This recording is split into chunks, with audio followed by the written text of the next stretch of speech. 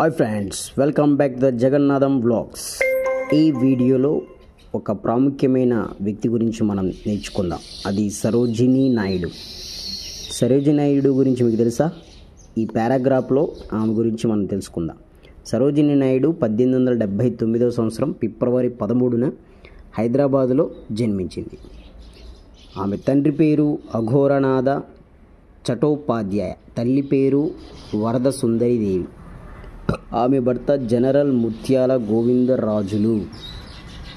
ఆయన సుప్రసిద్ధ వైద్యుడు.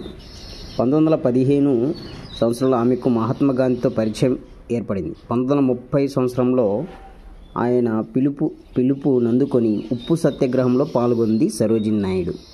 ఆమె ఎరవాడ జైల్లో నిర్బంధించారు ఆమెను. అక్కడ ఆమె పూల మొక్కలకు నిత్యం నీరు పోసి వాటిని చక్కగా పెంచుతూ ఉండేది. ఆమె ఆంగ్లంలో ఎన్నో కవితలు రాసింది.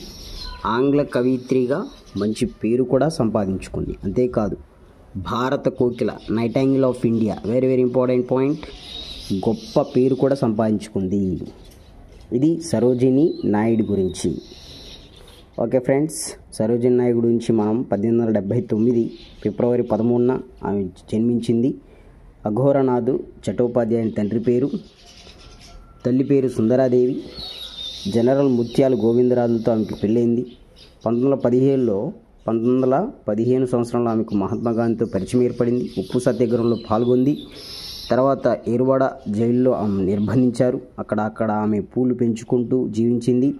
ఆంగ్లంలో ఎన్నో కవితలు రాసింది. అందుకని ఆంగ్ల కవిత్రిగా మంచి పేరు కూడా సంపాదించుకుంది. భారత కోకిల, నైటింగేల్ ఆఫ్ ఇండియా అని ఎవరిని పిలుస్తారంటే సరోజినీ నాయుడు.